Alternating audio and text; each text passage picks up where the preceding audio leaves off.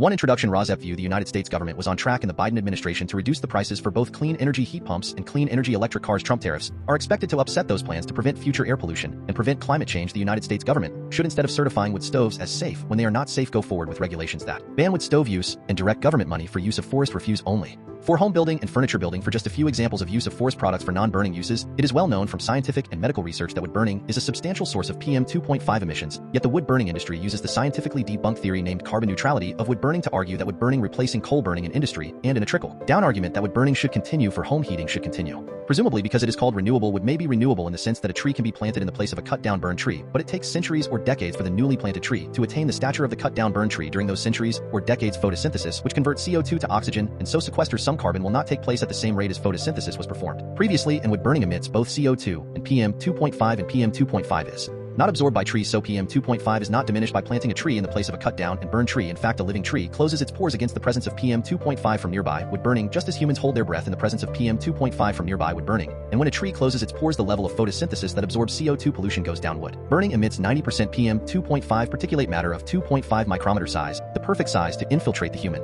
lungs, setting off a cascade of human health problems and early deaths. Contrary to many beliefs, wood burning emits 2.8 times the PM 2.5 as the fossil fuel coal burning, and wood burning emits 450 times the PM 2.5 as the fossil fuel natural gas burning. Replacing coal burning with wood burning creates more air pollution in the form of CO2 and PM 2.5 than coal burning. This emission data comes from testing the cleanest burning wood stove in the United Kingdom, the eco-design wood stove, and international convention does not count the emissions from wood burning. The emissions from wood burning are erased from all countries around the world when calculating if each country has met its climate goals. This non-counting or erasure of wood burning emissions data from climate goals does not mean wood burning emissions do not exist. Rosep view: PurpleAir PM 2.5 monitors hanging from the eaves of the house of a near neighbor should be used to measure the level of PM 2.5 in the air hyperlocally in the yards of near neighbors of indoor residential wood burners. If PM 2.5 levels exceed World Health Organization standards of 5 micrograms per cubic meter annually, then that evidence of air pollution from wood burning should lead to the shutdown of that indoor residential wood burning appliance, one appliance at a time if necessary.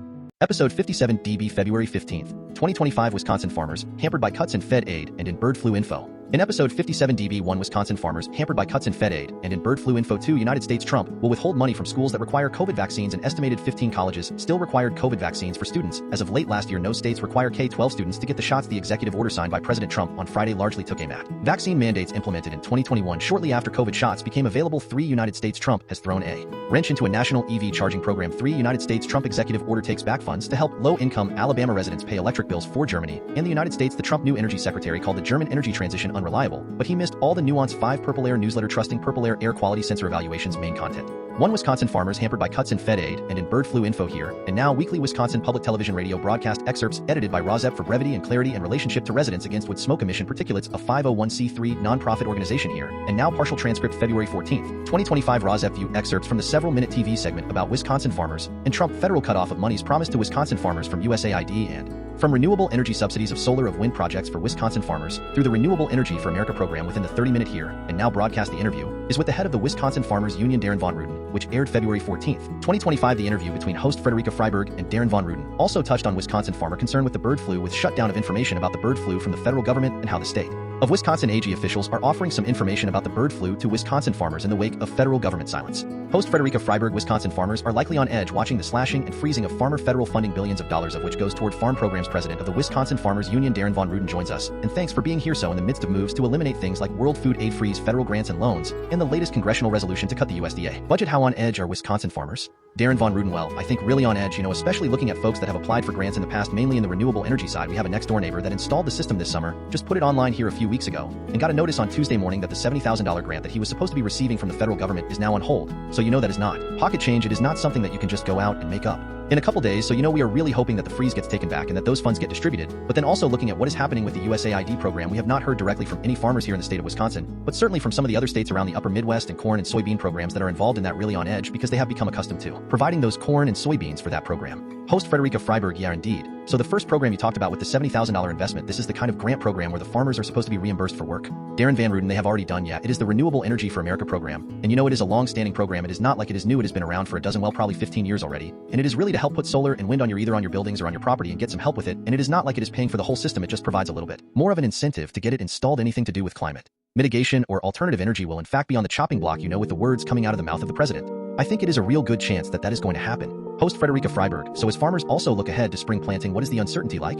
Von Ruden, well, it is pretty high right now, because of really two factors. If the USAID program does get stalled, that is just going to back up a supply chain. There is a lot of corn and soybeans that go into that market, and so that just means lower prices. Anytime that there is excess food, it is going to mean lower prices in fertilizer, and all our input costs certainly are not going down with some of the tariff trade war talks. Those prices are probably just going to go up, so we are going to continue to see that difference of not being able to pay our bills at the end of the month. Host Frederica Freiberg, just taking a little bit of a turn here, we keep reading that bird flu is on the increase. What are dairy farmers thinking about that? Darren Von Ruden, well, very concerned, and on two fronts there are two. I think number one, not knowing when it is going to stop or if it is going to infect your herd, but number two, being able to get the accurate information that we need because of another one of the things that President Biden or President Trump has done and taking that information away from the public health service. Host Frederica Freiberg, are you getting any of that kind of information from state AG officials? Darren Von Ruden, yes, they have been good about trying to continue to keep that information in front of us, and I know that GAP has a weekly information meeting for anybody in agriculture that wants to participate. So we have been able to get that there, but when you are looking at that disease, it really is affecting all the countries, so trying to figure out where the spread is going to next is vital, and that takes national help to get that done. Host Frederica Freiberg, so we have been talking about all manner, or kind of uncertainties. What are your members telling you in the midst of this? Darren Von Ruden, well, certainly understand that there is some things that do need to happen, but certainly the amount or the variability that is happening, we can adjust to certain amounts of things. But with what we are seeing right now, that uncertainty on, 5, 6, 7, maybe even 8 fronts is totally different than what we have seen in the past. We certainly can handle that one or two different things that might affect your bottom line, but when you have so many different things all at once, it gets really scary. Host Frederica Freiberg, all right, well, we will be watching it. Darren Von Ruden, thanks very much. Darren Von Ruden, thank you, Frederica. To United States, Trump will withhold money from schools that require COVID vaccines. An estimated 15 colleges still required COVID vaccines for students. As of late last year, no states require K-12 students to get the shots. The executive order signed by President Trump on Friday largely took aim at vaccine mandates implemented in 2021 shortly after COVID shots became available. Excerpts edited by Rosep for brevity and clarity in relationship to residents against with smoke emission particulates. A 501c3 nonprofit organization. The New York Times, February 14th, 2025. President Trump ordered on Friday that federal funding be withheld from schools and universities that require students to be vaccinated against COVID. White House officials said another step in the Trump campaign against coronavirus vaccine requirements. It was not clear how widely impactful the order would be. No states require K-12 students to be vaccinated against COVID. Only 15 colleges still required COVID vaccines for students as of late last year, according to No College Mandates and Advocacy Group. Riding the same wave of anti-vaccine sentiment, 21 states had already moved to outlaw student COVID vaccine mandates. The National Academy for State Health Policy, a nonpartisan research group, has said, and Republican elected officials across the country have pursued a tide of anti-vaccine measures, including a proposed ban in Montana on administering mRNA vaccines, which includes some COVID shots, and a ban on a local health department in Idaho offering any COVID vaccines. The Centers for Disease Control and Prevention has said that monitoring has shown that COVID vaccines are safe for children. Younger people are much less likely to be severely sickened by the coronavirus, but doctors have said that the virus has still harmed many children. For Trump, whose first administration accelerated the development and rollout of COVID shots, saving some 140,000 lives in their early months of availability, the latest executive order was a turn toward reining in efforts to promote the vaccine. Shortly after returning to office last month, Trump also said he would reinstate more than 8,000 troops who had been dismissed for refusing the COVID vaccine. The executive order on Friday largely took aim at mandates implemented in 2021 shortly after COVID vaccines became available. Some local school districts, especially in more liberal regions, required the shots for students participating in sports or other extracurricular activities, or for adult visitors to school buildings, including parent school-based mandates, tend to raise vaccination rates among children. Researchers have found those vaccinations in turn can protect students who might be vulnerable to more serious illness and dampen circulation of the virus, potentially sparing parents or grandparents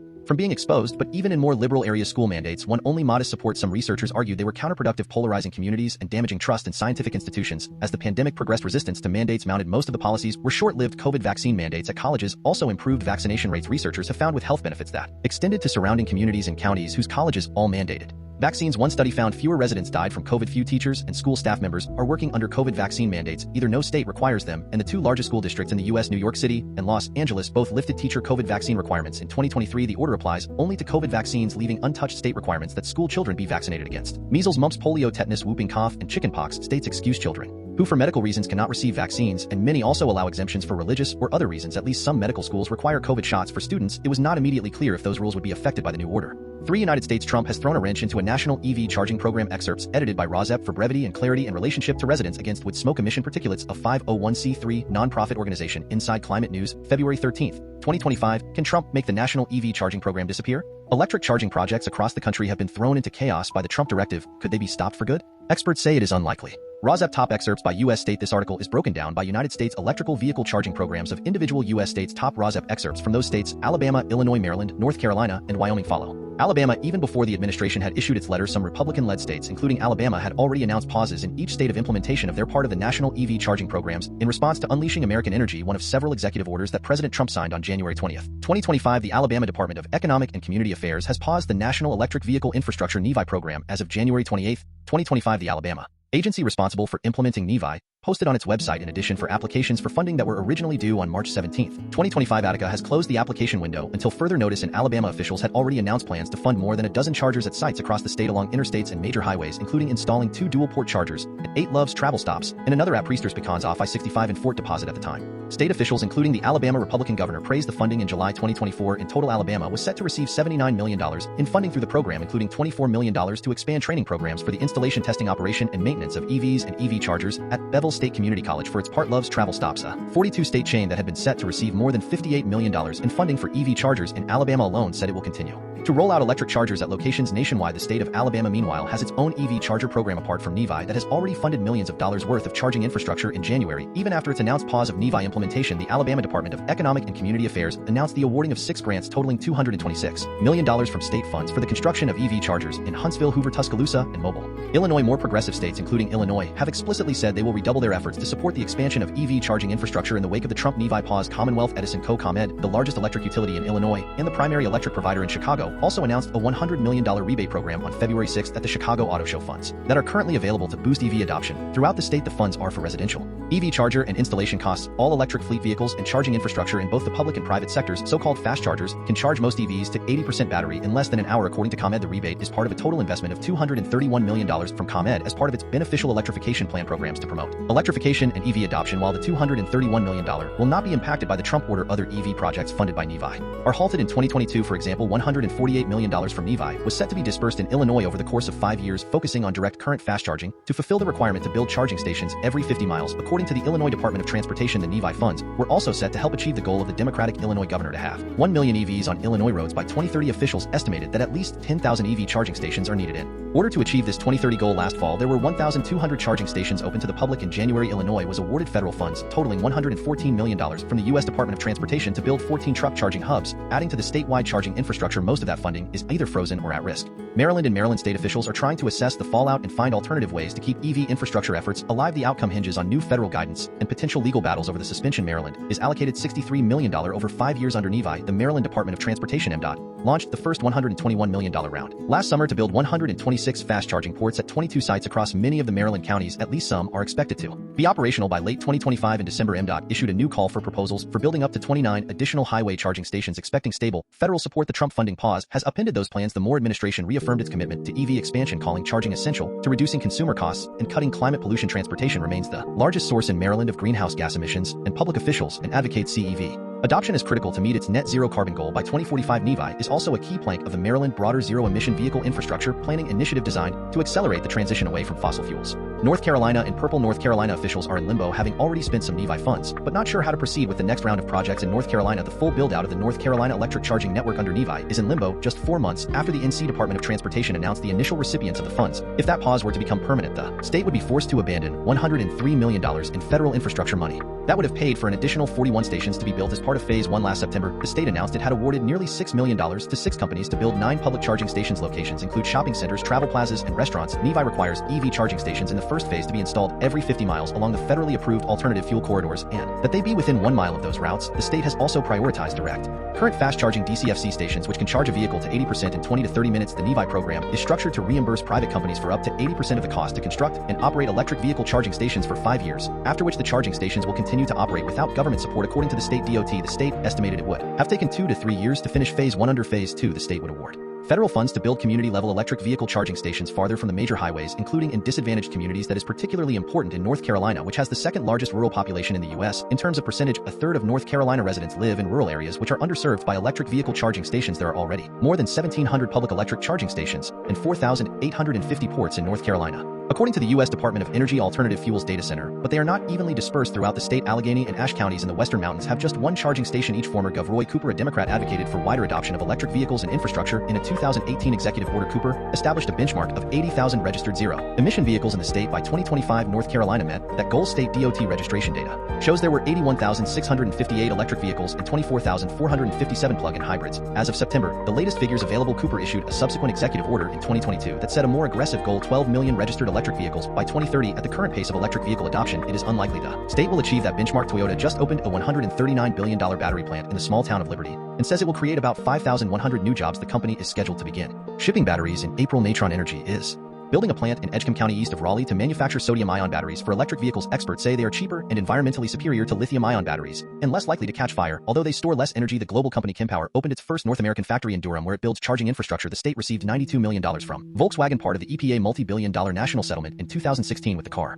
company, which had installed software in some of its diesel cars to cheat on emissions tests. The Department of Environmental Quality used the settlement money to pay for 994 EV charging ports at 318 sites in North Carolina. The agency expects to add more charging stations with $18 million in unspent settlement funds. Electrify America was created by the Volkswagen Group of America to implement a $2 billion portion of the settlement. It required the car company to invest in electric charging infrastructure and in the promotion of electric and plug-in hybrid vehicles. Electrify America operates 20 charging NEVI-compliant high-speed stations in North Carolina. Using the settlement money, the federal funding pause could affect the Volkswagen Electrify America company because it works with potential site developers and small businesses to comply with the NEVI requirements. A State Department of Transportation spokesperson said the agency is taking a wait-and-see approach to NEVI moving forward and is not ruling out a return of funding. About half a dozen people at the department handle NEVI along with other daily responsibilities, he said, and it will be easy for them to put NEVI on hold. The department was in the process of soliciting proposals for EV charging stations and has not yet spent any money under NEVI across 6,800 miles of highway in Wyoming. There are 110 public EV charging stations, making the Wyoming EV infrastructure the third smallest in the country, ahead of charging networks in only North Dakota and Alaska. From the main article, excerpts edited by Rozep for brevity and clarity in relationship to Residents Against Wood Smoke Emission Particulates, a 501c3 nonprofit organization. February 13, 2025. EV charging build-out in New York will proceed despite Trump lack of support. Electric vehicles connect to an EV charging station in New York City. Mayors across U.S. urge Congress not to repeal clean energy tax credits. Buckle up for a weird moment in the U.S. electric vehicle market, even as global sales have soared. Priesters Pecans, an Alabama staple, is one of more than half a dozen sites across the state slated to receive millions of dollars in federal funding to expand access to chargers for electric vehicles across the country. The National Electric Vehicle Infrastructure NEVI program, part of the 2021 Infrastructure Investment and Jobs Act signed into law under then-President Joe Biden, is set to provide $5 billion to states for projects that expand the U.S. EV charging infrastructure. But in a February 6 letter, a Trump administration official notified state directors of transportation that effectively they cannot spend it. The Federal Highway Administration rescinded guidance on the funds which had been allocated by Congress and is also immediately suspending the approval of all state electric vehicle infrastructure deployment plans for all fiscal years. The letter said, therefore, effective immediately, no new obligations may occur under the NEVI formula program until the updated final NEVI formula program guidance is issued and new state plans are submitted and approved this week. A DOT spokesman said that states were free to use a small portion of the funding, about $400 million, because that was money the states had already obligated or awarded to subcontractors, but that would still leave close to 90% of the funding up in the air. Tesla Musk electric vehicle company currently has the largest network of fast chargers in the country. It is not yet clear if any new policies on NEVI or the pause on building out a more robust network for all EV drivers could benefit Tesla. The Department of Transportation, the Federal Highway Administration parent agency, did not respond to a request for comment with or without NEVI. The move toward the electrification of transportation is inevitable, experts say, although the Trump pause of the EV program will likely be reversed by the courts. Even a temporary delay in EV charging infrastructure can harm the U.S. ability to quickly and efficiently transition to electric vehicles, and Trump ignored an earlier court order to lift a broad freeze on federal funds as a federal judge ruled this week. The Trump NEVI freeze has sown confusion across the country, with EV stakeholders and state governments scrambling to figure out what the funding pause will mean beyond Alabama. Interviews across the country found officials in deep red Wyoming contemplating a possible return of funds, while those in progressive states like Illinois and Maryland remain firmly committed to the EV build-out with or without federal funding. What happens next? Litigation has been brought over the Trump pause on NEVI funds. By pretending the EV transition does not exist, this administration risks the U.S. global competitiveness, national security, and economic growth. 3 United States Trump executive order takes back funds to help low-income Alabama residents pay electric bills. Excerpts edited by Rozep for brevity and clarity in relationship to Residents Against Wood Smoke Emission Particulates, a 501c3 nonprofit organization. Inside Climate News, February 14, 2025. Many of the 2,000 Alabama households impacted had already seen the funds credited to their accounts and will have to pay the money back on their next bill. For Germany and the United States, the Trump new energy secretary called the German energy transition unreliable, but he missed all the Nuance. Excerpts edited by Rozep for brevity and clarity in relationship to Residents Against Wood Smoke Emission Particulates, a 501c3 nonprofit organization. Inside Climate News, February 13, 2025. Chris Wright spent part of his introductory speech criticizing German policies and championing natural gas. Experts in and out of the country say he oversimplified a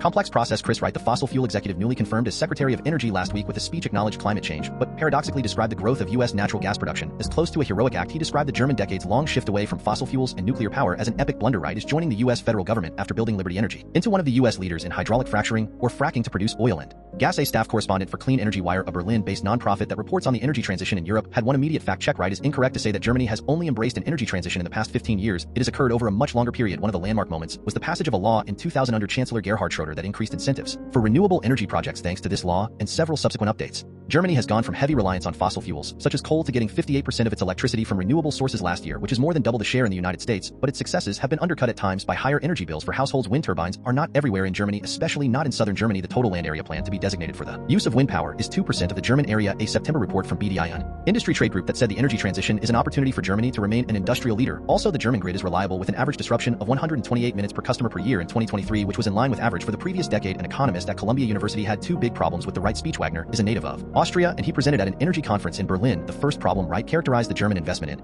its energy transition as a waste of money, which gives short shrift to the role governments have to play in putting money into the economy to support economic sectors that are important to the future. The second problem, right, criticized Germany for producing less electricity than it did 15 years ago, which misses the larger point that the country has become much more efficient in its use of energy. Efficiency is good. The German economy has not been growing quite as fast as it should for all sorts of other reasons, but efficiency going up means productivity went up, so the economy is now more productive, doing more with less inputs, and that is progress. Greg Nimitz, a University of Wisconsin Madison professor, said Wright is leaving out some important details that help to explain the ups and downs of German energy transition. Nimitz has done research in Germany and written about the German role in helping to make solar power more affordable for the world. He noted that Wright does not mention one of the main reasons that energy prices have risen so much in Germany in recent years: the war between Russia and Ukraine. Germany and others in the European Union have reduced or cut off purchases of natural gas from Russia as a way to show disapproval of Russian aggression. With less Russian gas, prices rose for gas from other sources, contributing to an increase in consumer bills in much of Europe. The German choice made decades ago to rely on Russian gas has blown up in their face, Nimitz said, but that is not a justification for saying that the German energy transition has failed. He said there are real costs for the energy transition that are high costs: investing in transmission infrastructure, subsidizing renewables,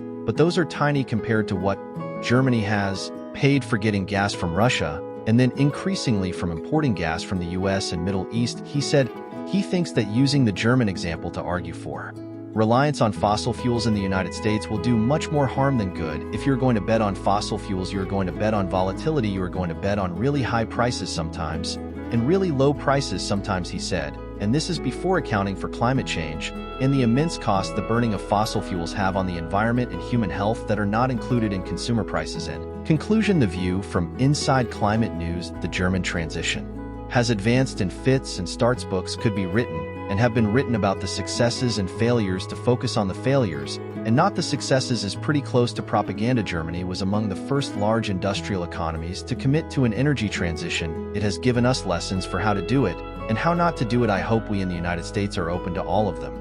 5 PurpleAir newsletter. Trusting PurpleAir air quality sensor evaluations. Excerpts edited by Rozep for brevity and clarity and relationship to residents against wood smoke emission particulates, a 501c3 non-profit organization. PurpleAir newsletter, February 14th. 2025. PurpleAir sensors are arguably the most trusted and widely used low-cost air quality monitors in the world. Researchers have studied their accuracy, long-term performance, and data reliability in different locations and conditions, proving the effectiveness of PurpleAir sensor accuracy evaluations. To measure their accuracy, PurpleAir sensors have been tested against high-quality government-grade air monitors. One study found up to a 97% correlation with federal equipment. Look at the summary report, while another showed that adjusting PurpleAir data using local reference monitors can improve reliability. Data adjustments and conversions. The air changes depending on factors like location, weather, and time of day. For example, the air in Colorado is different from the air in North Carolina because the particles in the air vary. PurpleAir sensors measure these tiny particles called particulate matter, PM. The type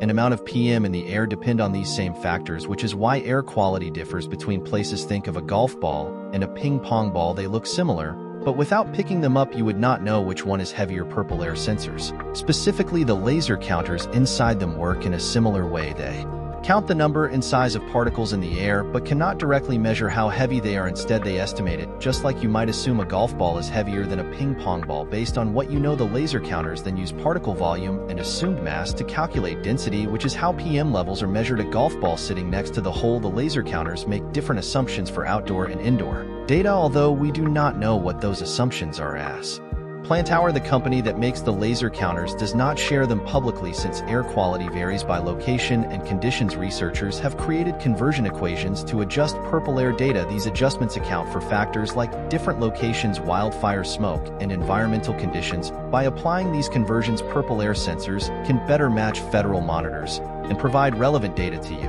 Algorithm evaluation and development. The conversions mentioned above rely on the density measurements produced by PurpleAir sensors. However, one researcher wanted to better understand how these values are created. Instead of relying on the existing method, he developed his own algorithm. Like the laser counters, this algorithm assumes a mass and then calculates its own particle density values. You can find this algorithm on the PurpleAir map as Alt-CF equals 34. Just go to the map settings and update the apply conversion field. Long-term sensor performance. Some of the earliest PurpleAir sensors installed in 2016 are still active today, while many of those early models are not being used anymore. The network has expanded globally, providing a rich history of data. This network has allowed researchers to study how PurpleAir sensors perform over time in real-world conditions. Want to know more? View specific evaluations here.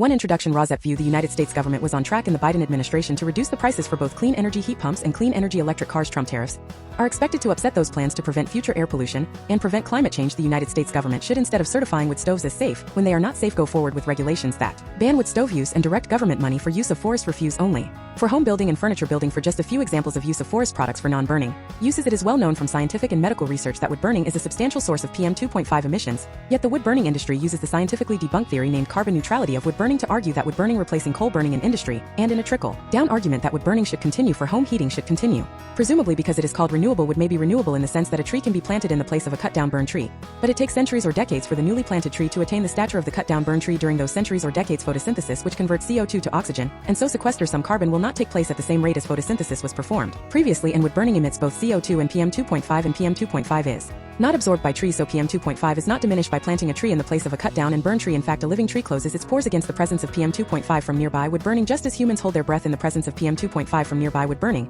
And when a tree closes its pores, the level of photosynthesis that absorbs CO2 pollution goes down. Wood burning emits 90% PM 2.5 particulate matter of 2.5 micrometer size, the perfect size to infiltrate the human lung, setting off a cascade of human health problems and early deaths. Contrary to many beliefs, wood burning emits 2.8 times the PM 2.5 as the fossil fuel coal burning, and wood burning emits 450 times the PM 2.5 as the fossil fuel natural gas burning. Replacing coal burning with wood burning creates more air pollution in the form of CO2 and PM 2.5 than coal burning. This emission data comes from testing the cleanest burning wood stove in the United Kingdom. The Eco-Design Wood Stove and International Convention does not count the emissions from wood burning. The emissions from wood burning are erased from all countries around the world when calculating if each country has met its climate goals. This non-counting or erasure of wood burning emissions data from climate goals does not mean wood burning emissions do not exist. Rosette View PurpleAir PM 2.5 monitors hanging from the eaves of the house of a near neighbor should be used to measure the level of PM 2.5 in the air hyperlocally in the yards of near neighbors of indoor residential wood burners. If PM 2.5 levels exceed World Health Organization standards of 5 micrograms per cubic meter annually, then that evidence of air pollution from wood burning should lead to the shutdown of that indoor residential wood burning appliance, one appliance at a time if necessary.